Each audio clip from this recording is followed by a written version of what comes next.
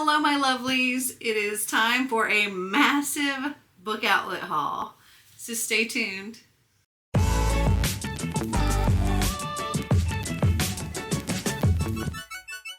As you can see, I have 6 boxes from Book Outlet. I may have gone a little bit overboard, but I'm excited to dig in. So let me move some of these out of the way and we will get started. And maybe I'll move you a little closer. All right, let's start with this one.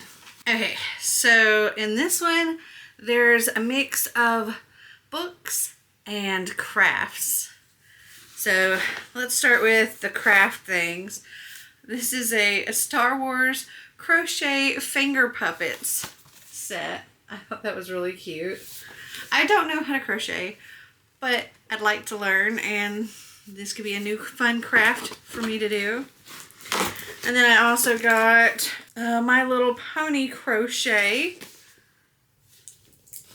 Ooh, I got a Book Outlet coupon. They look different now.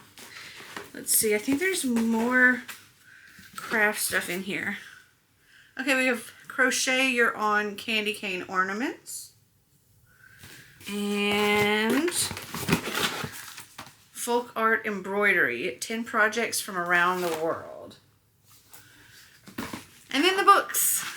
There are 3 books in this box. The first one is Killjoy by Holly Jackson. This is a novella that is part of the Good Girl's Guide to Murder. And I do have that whole series, I believe. And so I wanted to get this as well, since I found it on Book Outlet super cheap. Since I can't really tell you about this, I thought I'd pull up a Good Girl's Guide to Murder on Goodreads.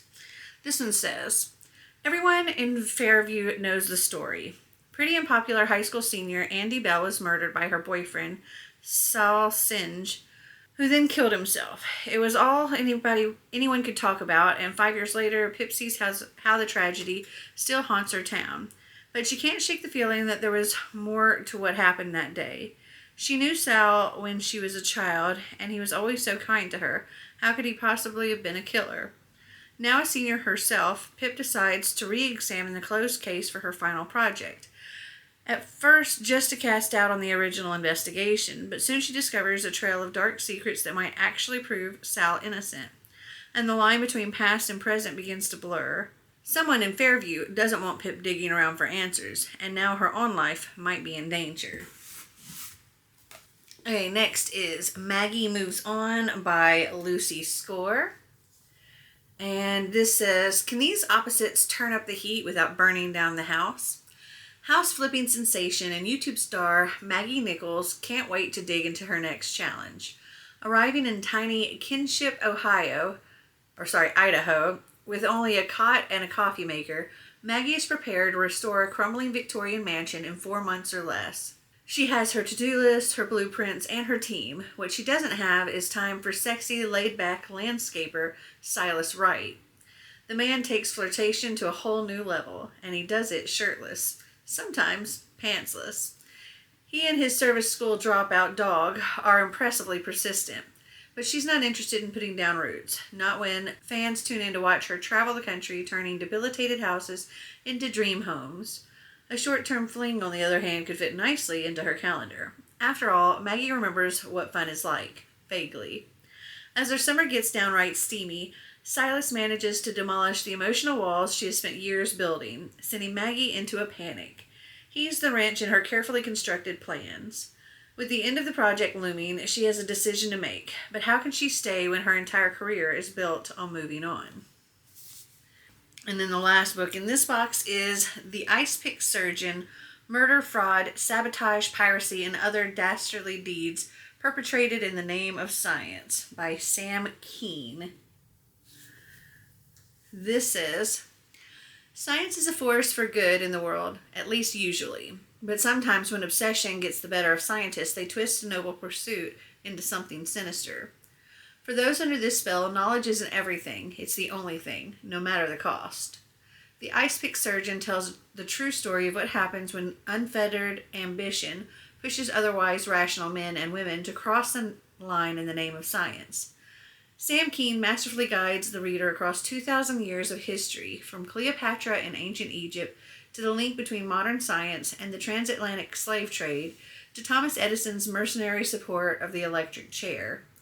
But the sins of science aren't all safely buried in the past. We can draw direct lines from the medical abuses of Tuskegee in Nazi Germany to current vaccine hesitancy.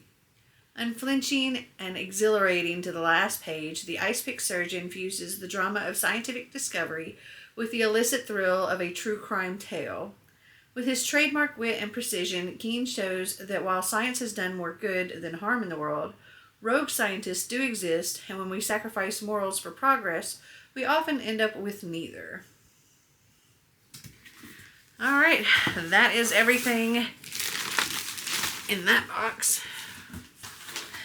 Next, let's move on to this one. This one's significantly heavier, so I believe there's a lot more books in it. Okay, it looks like this might all be books in here. Okay, the first thing I have is A House with Good Bones by T. Kingfisher. This says, Mom seems off. Her brother's words echo in Sam Montgomery's ear as she turns onto the quiet North Carolina street where their mother lives alone. She brushes the thought away as she climbs the front steps. Sam's excited for this rare extended visit and looking forward to nights with just the two of them, drinking boxed wine, watching murder mystery shows, and guessing who the killer is long before the characters figure it out. But stepping inside, she quickly realizes home isn't what it used to be. Gone is the warm, cluttered charm her mom is known for.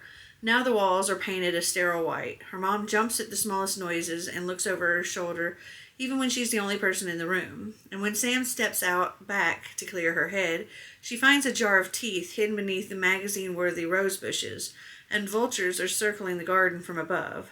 To find out what's got her mom so frightened in her own home, Sam will go digging for the truth, but some secrets are better left buried. Very excited for that. Okay, next up is Borrow My Heart by Casey West. This is very thin. This says, Rin rescues dogs. She's never rescued a boy before.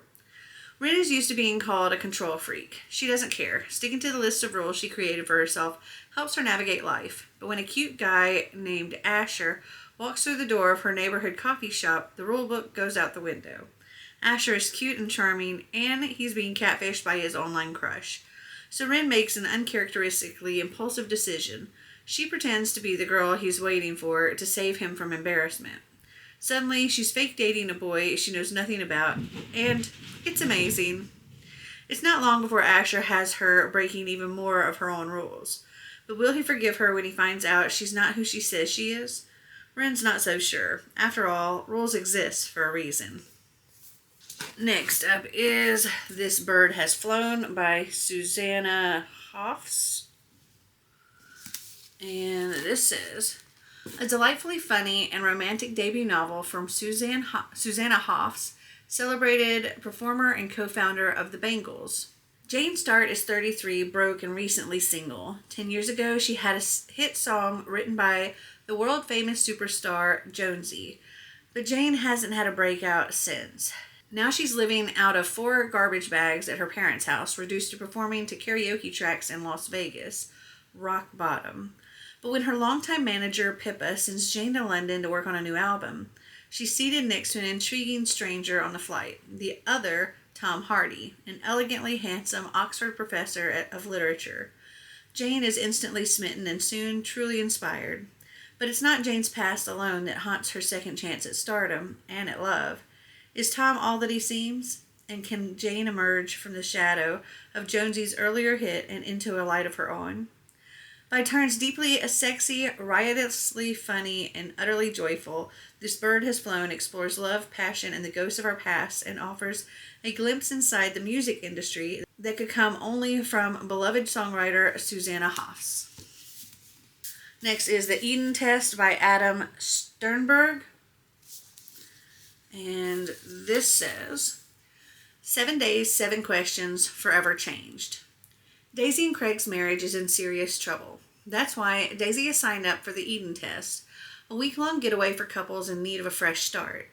Yet even as she's struggling to salvage her relationship, it seems Craig has plans to leave her for another woman.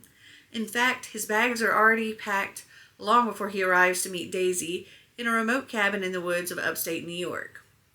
At first, their week away is marked by solitude, connection, and natural beauty, and only a few hostile locals. But what Craig doesn't know is that Daisy, a slyly talented actress, has her own secrets, including a burner phone she's been using for mysterious texts. Not to mention the Eden test itself, which poses a searing new question to the couple every day, each more explosive than the last. Their marriage was never perfect, but now the lies and revelations are piling up as the week becomes much more than they bargained for. How far are they willing to go? Adam Sternberg brings wit, originality, and a Hitchcockian sense of dread to this chilling, surprising, and wholly entertaining portrait of a marriage on the brink.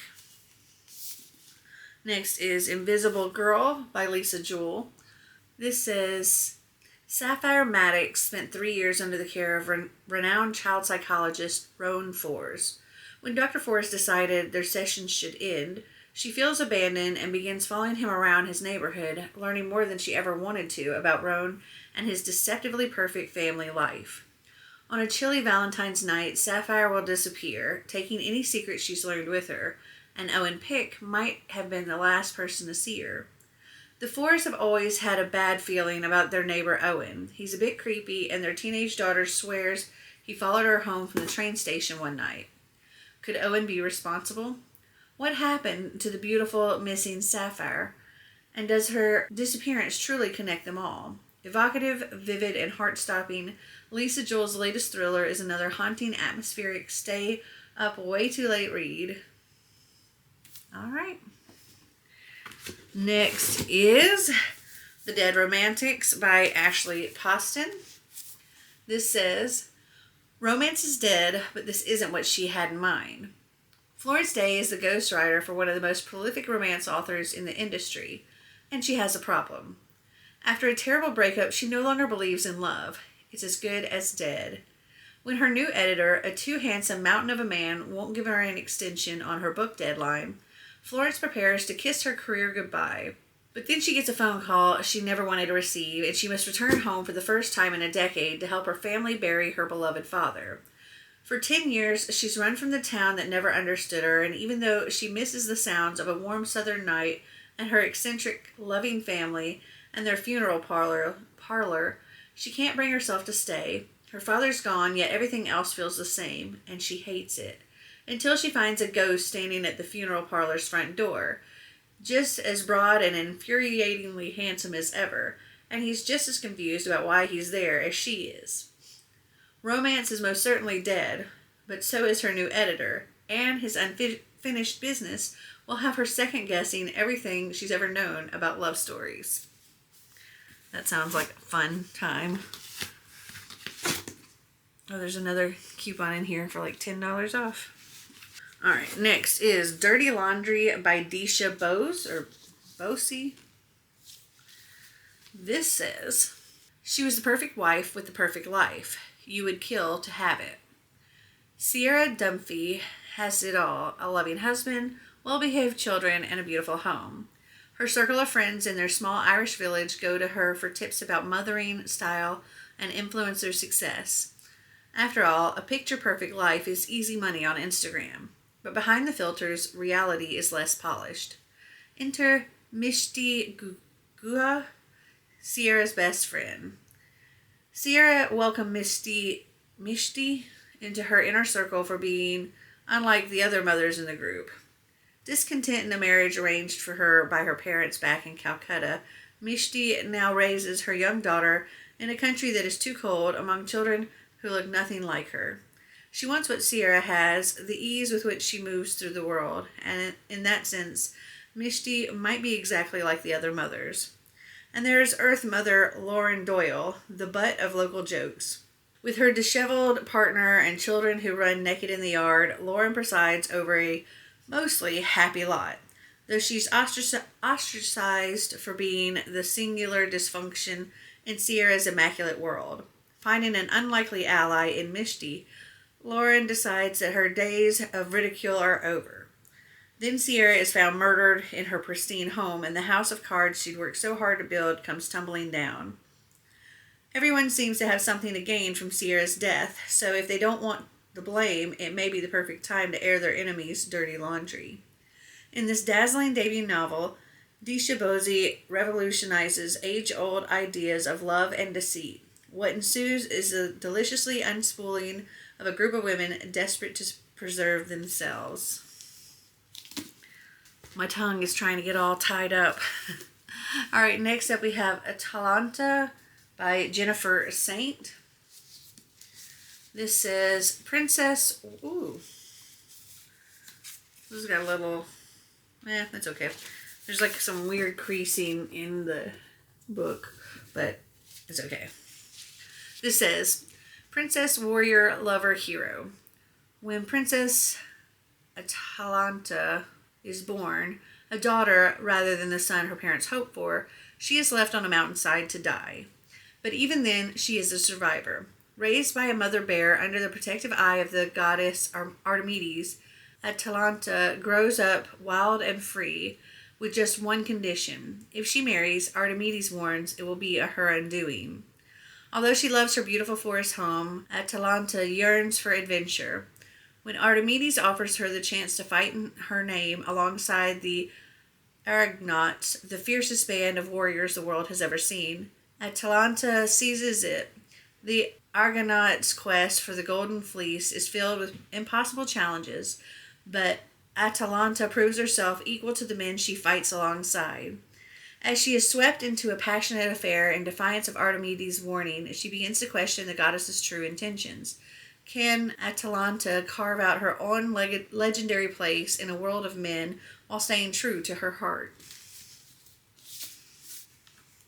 All right, next up we have All That Is Mine, I Carry With Me by William Landy.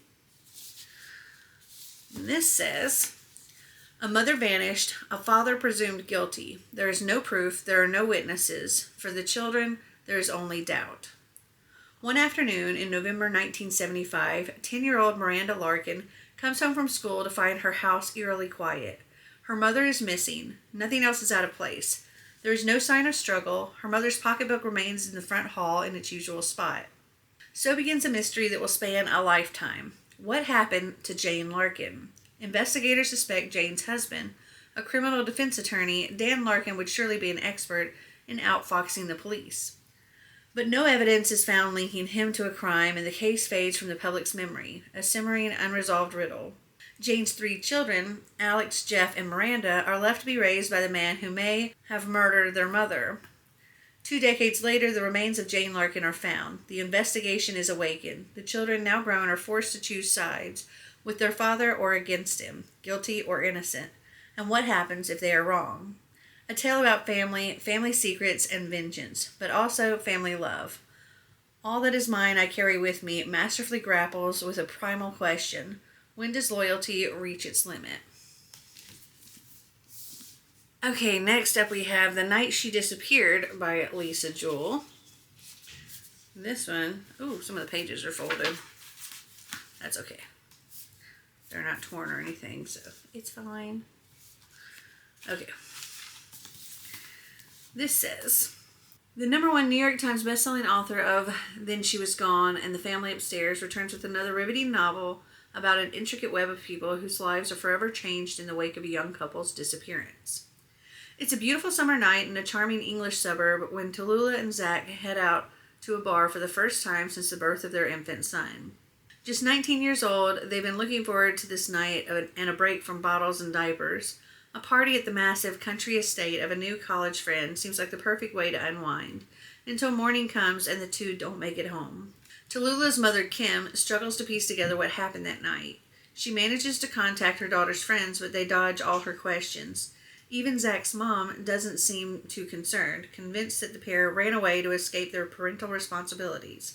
But Kim had just found an engagement ring in Zach's coat pocket the day before. Why would two parents so devoted to their family abandon their child? 1 year after the case runs cold, a writer moves into a cottage on the edge of the woods that borders the same estate where the couple disappeared. Known locally as the Dark Place, the dense forest is her favorite area for long walks, and it's on one such stroll that she stumbles upon a mysterious note that simply reads, "Dig here." Could this be a clue to the young couple's disappearance? and what exactly is buried in this haunted ground. With her signature rich, darkly, and intricately twisted prose, Lisa Jewell has crafted another dazzling work of suspense that will keep you on the edge of your seat until the final page. Oh, still got 3 more books in this box. Okay, next up is book 5 in a series. And that is Murtaugh by Christopher Paolini. I was really surprised to find this because this is such a new book. It's thick too. And I actually just recently read Eragon, so I'm excited to have this. And I do have other books in the series as well. Anyway, I pulled Eragon up on Goodreads so I could read you what it says here.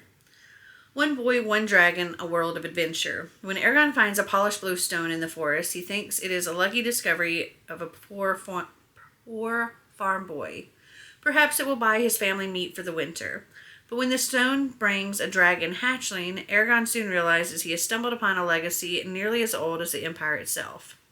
Overnight, his simple life is shattered, and he is thrust into a perilous new world of destiny, magic, and power.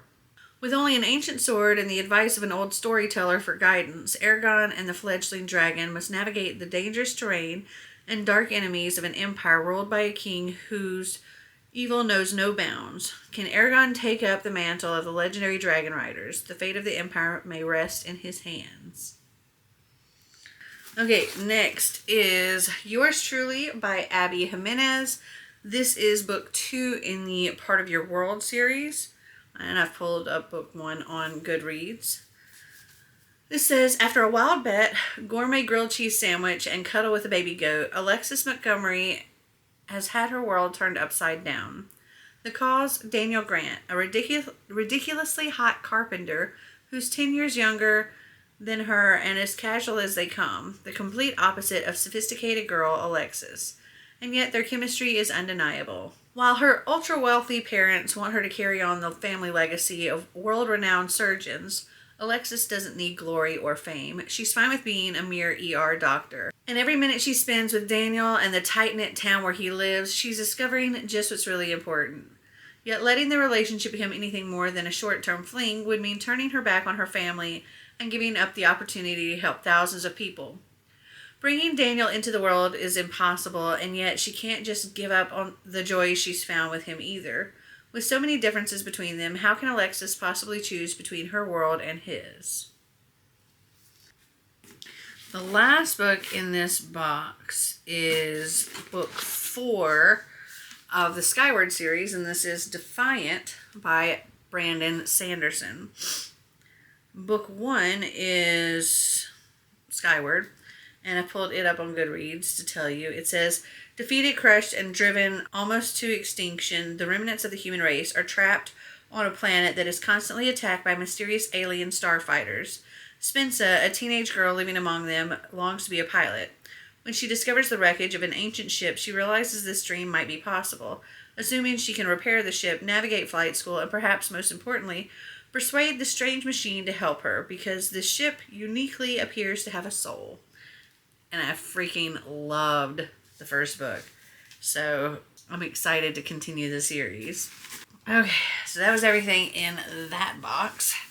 Let's continue on with this box. I don't know why it came like this, but they only put 2 books in this box. And I know there was no order, there was only 2 books. And it seems every box has one of these coupons. They're all like $10 off a purchase of $50 or more. Okay, so in this one we have Amelia Fang and the Barbaric Ball by Laura Ellen Anderson. And this just looks so super cute. This says, an adventure with a big bite of humor starring everyone's favorite vampire, Amelia Fang. Amelia Fang is not looking forward to her parents' annual Barbaric Ball, but she never imagined that the spoiled prince of Nocturnia would use it as his chance to capture her pet pumpkin, Squashy. Amelia and her friends plan a daring rescue, but in Nocturnia, darkness reigns supreme, glitter is terrifying, and unicorns are the stuff of nightmares. Will Amelia discover that things are not always what they seem? It sounds so freaking cute. Next up is Black Sun by Rebecca Rowanhorse. This says, Inspired by the civilizations of the pre-Columbian Americas, woven into a tale of celestial prophecies, forbidden magic, and crafted with unforgettable characters, Rebecca Rowanhorse has created an epic fantasy adventure in the most original series debut of the decade. In the holy city of Tova, 3 lives are converging during a solar eclipse, prescribed by the sun priest as an unbalancing of the world. Meanwhile, a ship launches from a distant city bound for Tova and set to arrive on the solstice. The captain of this ship, Exalia, is a disgraced teak whose song can calm the waters around her as easily as it can warp a man's mind. Her ship carries 1 passenger. Described as harmless, the passenger, Serapio, is a young man, blind, scared, and cloaked in destiny. As Exalia well knows, when a man is described as harmless, he usually ends up being a villain. Okay. Alright, that was it in that box. I guess they split up my orders a little. I'm not sure why they split them up like this. Because, like I said, I know I didn't order just 2 books in one order. Because I think every order that I've made, for one, is going to be over $35 to make sure I get free shipping. Alright, let's go on to one of these small boxes. Okay, this one had 3 books in it. The first one is The Truth About Melody Brown by Lisa Joel. This says, from the #1 New York Times bestselling author of Then She Was Gone comes the riveting story of a woman whose life is turned upside down by the discovery of her long-buried past. Melody Brown can remember nothing before her 9th birthday. Now in her mid-30s, Melody lives in the middle of London with her 17-year-old son. She hasn't seen her parents since she left home at 15. But Melody doesn't mind. She feels better off on her own. But when fragments of her past re-emerge, she slowly begins to piece together the real story of her childhood. With every mystery she solves, another one materializes. With every question she answers, another appears. And Melody begins to wonder if she'll ever know the truth about her past. Moving and memorable, Lisa Joel proves once again she is a master storyteller. Alright, next up is The Family Remains, which is the sequel to The Family Upstairs. So I've pulled that up on Goodreads. Soon after her 25th birthday, Libby Jones returns home from work to find the letter she's been waiting for her entire life. She rips it open with one driving thought: I'm finally going to know who I am. She soon learns not only the identity of her birth parents, but also that she is the sole inheritor of their abandoned mansion on the bank of the Thames in London's fashionable Chelsea neighborhood, worth millions. Everything in Libby's life is about to change, but what she can't possibly know is that others have been waiting for this day as well, and she is on a collision course to meet them. 25 years ago, police were called to 16 Cheyne Walk with reports of a baby crying. When they arrived, they found a healthy 10-month-old happily cooing in her crib in the bedroom.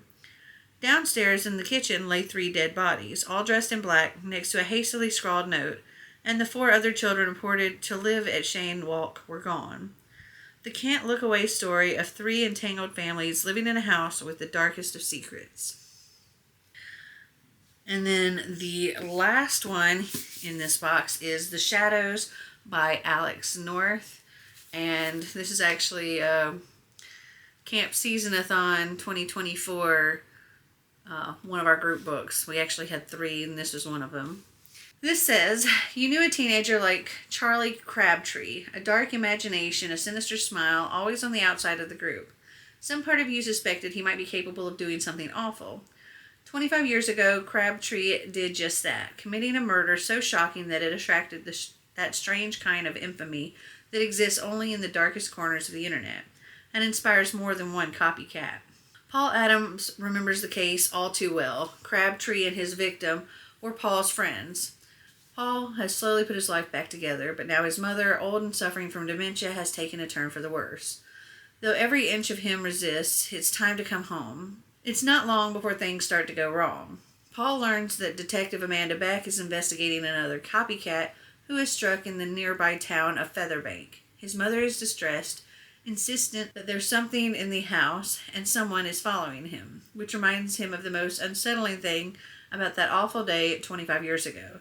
It wasn't just the murder, it was the fact that afterward, Charlie Crabtree was never seen again. Okay, now on to this one, which is super light. Okay, this one just has one craft item in it. It's so weird how they split these up. But this is Everyday Macrame, 10 stylish projects for your home. Again, another thing I've never done and just thought it would be fun to learn. Okay, now for the last box, which is this one. And it's pretty heavy, so I'm guessing there's a lot of books in here. Oh yeah, this is a lot of books. The first one is the Book Club Cookbook, recipes and food for thought from your book club's favorite books and authors. And I just thought that was really cool. Let's see. So like from The Help by Catherine Stockett. Looks like we've got Dimitri's Chocolate Pie, caramel cake, never fail, creamy caramel icing. I think this will be fun. Alright, then we've got Ruby Spencer's Whiskey Year by Rochelle Billow.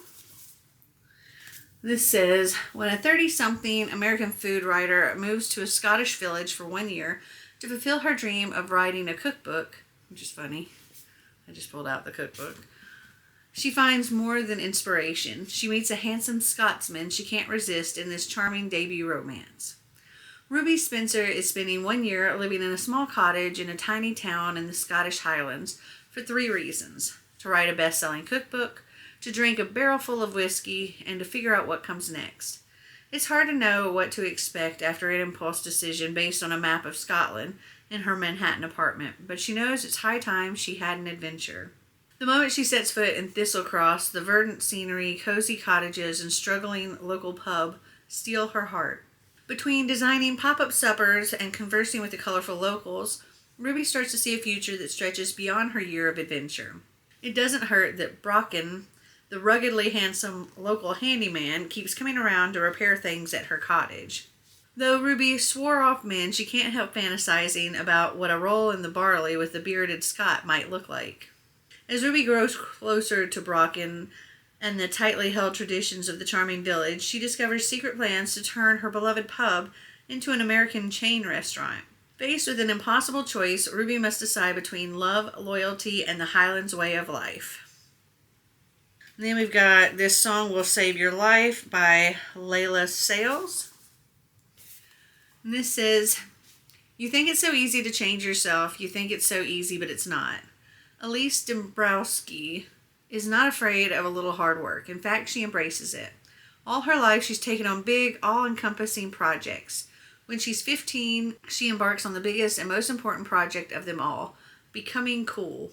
Except she fails, miserably, and everything falls to pieces. Now, if possible, Elise's social life is even worse than it was before, until she stumbles into an underground dance club and opens the door to a world where, seemingly overnight, a previously uncool high school sophomore can become the hottest new DJ sensation. Elise finally has what she's always wanted: acceptance, friendship, maybe even love, until the real world threatens to steal it all away. In a refreshingly genuine and funny voice, Layla Sales delivers an exuberant novel about identity, relationships, and the power of music to bring people together. Alright, next is Immortality, a Love Story by Dana Schwartz. This is the sequel to Anatomy, and I pulled that up. This says, Edinburgh, 1817. Hazel Sinnott is a lady who wants to be a surgeon more than she wants to marry. Jack Kerr is a resurrection man who's just trying to survive in a city where it's too easy to die. When the two of them have a chance encounter outside an Edinburgh autonomous society, Hazel thinks nothing of it at first. But after she gets kicked out of a renowned surgeon, Dr. Beecham's lectures, for being the wrong gender, she realizes that her new acquaintance might be more helpful than she first thought. Because Hazel has made a deal with Dr. Beecham, if she can pass the medical examination on her own, the university will allow her to enroll. Without official lessons, though, Hazel will need more than just her books. She'll need bodies to study, corpses to dissect. Luckily, she's made the acquaintance of someone who digs them up for a living, then. But Jack has his own problems. Strange men have been seen skulking around cemeteries. His friends are disappearing off the streets. Hazel and Jack work together to uncover the secrets buried not just in unmarked graves, but in the very heart of Edinburgh society. A gothic tale full of mystery and romance about a willful female surgeon, a resurrection man who sells bodies for a living, and the buried secrets they must uncover together. Okay, next up is Make-A-Wish by Helena Hunting. And this is book 3 in the Spark House series. So I've pulled the first one up, which is When Sparks Fly. Running the Spark House, a hotel/event space that has been in her family for years, has been Avery Sparks' lifelong dream. After years of working hard and making personal sacrifices, Avery and her 2 younger sisters have turned the Spark House into the premier destination in Colorado Springs. Avery is living her best life. She works with her sisters and loves every minute of it. She has a great group of friends, and she lives in a fantastic condo with her best friend Declan.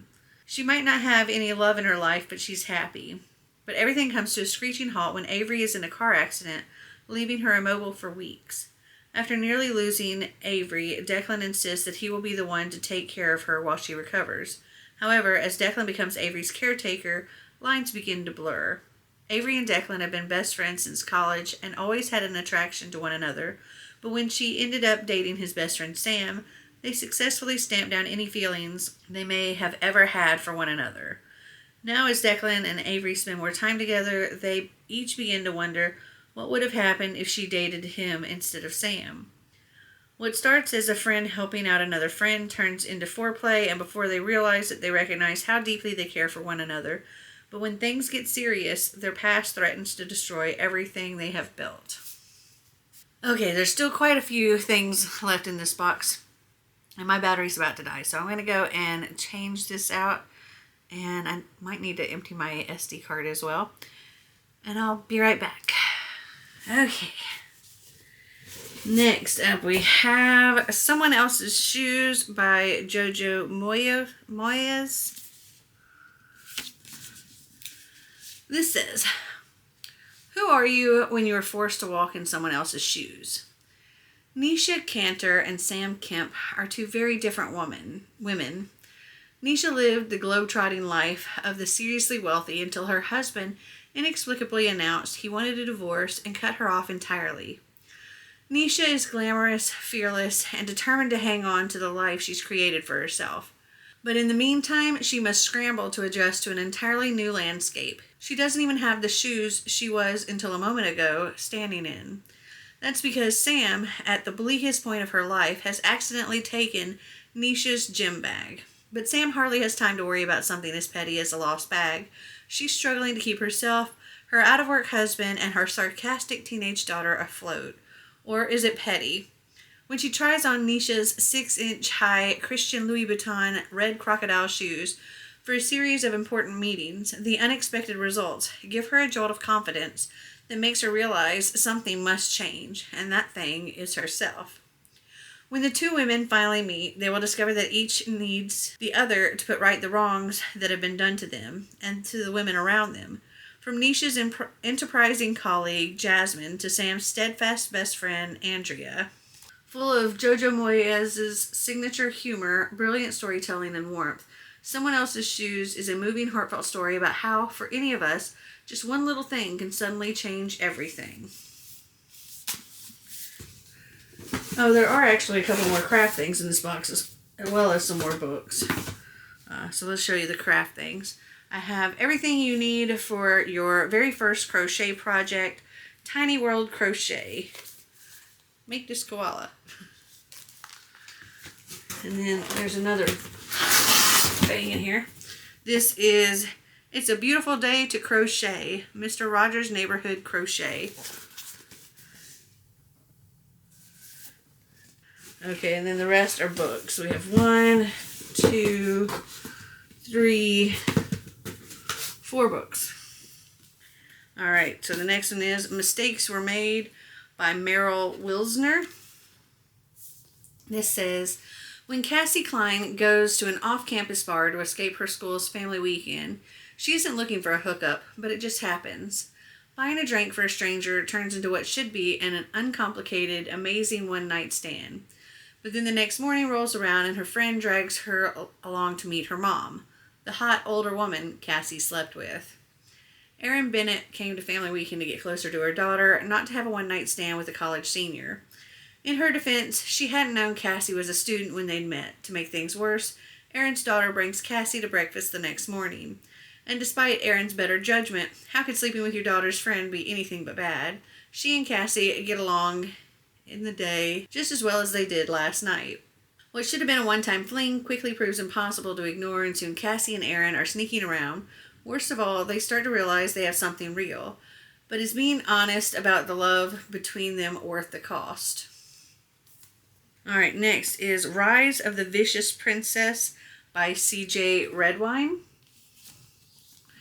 And this says, Princess Cherish Willowthorn is the dutiful sword of Kalara. Raised to be ruthless and cunning, her only goal is to hold her war-torn kingdom together long enough to find a path toward peace with their ancient foe, Montevallo, even if the cost is her own heart. When violence erupts in the castle itself, nearly killing the queen, Cherish must assume her mother's duties and manage both the war and her kingdom. But as an unseen enemy begins sinking Kalara's ships, Cherish realizes a threat much greater than Montevallo is coming for her people. So she forms a plan. By day, she is Kalara's formidable princess, intent on forging an alliance with Montevallo. By night, she disguises herself as a smuggler and roams the sea with a trusted group of loyalists, hunting for their new enemies. And through it all, there's the one boy she can't have, who guards her life but steals her heart. But her enemies are much closer than Cherish realizes, and her heart isn't the only thing she has left to lose. Next is Promise Boys by Nick Brooks. And this says, Murder wasn't part of the promise.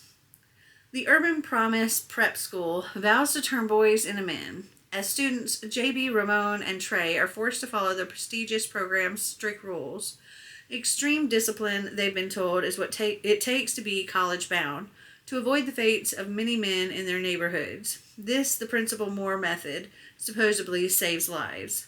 But when Moore ends up murdered and the cops come sniffing around, the trio emerges as the case's prime suspects. With all three maintaining their innocence, they must band together to track down the real killer before they are arrested. But is the true culprit hiding among them? And then the last book in this box is One Last Gift by Emily Stone. And this actually looks a little worn. Like, I don't know how well you can see it. Just a little worn around the corners. Could have been because of being in the box, though. Anyway, this says, sometimes the best gifts in life are the ones you don't expect. Cassie and Tom lost their parents at a young age and relied on each other as well as a community of friends to cope. They were especially close with Tom's best friend Sam, who always made sure that Tom and Cassie were surrounded with love. But now, 20 years later, Cassie has lost Tom as well, and in a way, she's also lost Sam. Over the years, they've drifted apart, and these days, the man she always had a crush on is someone she doesn't even recognize. She's never felt more alone. Then Cassie finds an envelope with her name on it, written in Tom's terrible handwriting, and she knows immediately what it is. It's the first clue in the Christmas scavenger hunt that Tom made for her every year. He'd promised her for months that this year's would be the grandest one yet. At first, she's too scared to open the envelope. What if she can't figure out the clues without his help? Or what if she does figure them out and her last connection to Tom is gone? Tom's present sets Cassie on a heart-wrenching and beautiful journey that will change her life if she lets it. As she travels from London to the Welsh mountains to the French countryside, she reconnects with old friends, rekindles a lost love, and most important, rediscovers herself. But once she's solved the final clue, will she be brave enough to accept the gift her brother has given her and the love it's led her to? And that is it. The box is empty. So in the end, I have 31 books and 7 different little craft things. So yay, that's a fun haul. Have you read any of these books? Did you like them? Did you not? Do you do any of these kind of crafts? Comment down below and let me know.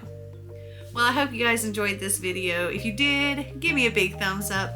If you'd like to see more videos like this, click that subscribe button down below.